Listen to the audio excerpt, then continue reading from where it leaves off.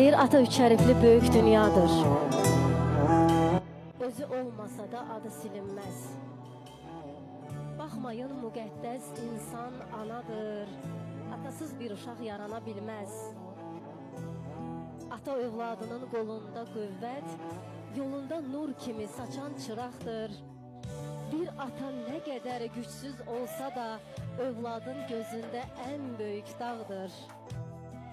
Ata müqəddəsdir, ata zirvədir. Övlad o zirvəyə ələnən qardır. Qırışmış əllərdə, ağarmış saçda gör neçə illərin zəhməti vardı. Allahdan başqası əbədi deyil. Bir ömür ağılda saxlayın bunu.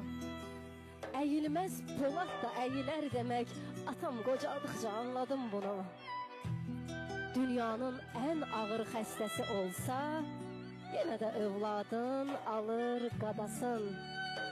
Atasız olana yetim deyərlər. Allah heç bir kəsi yetim qoymasın.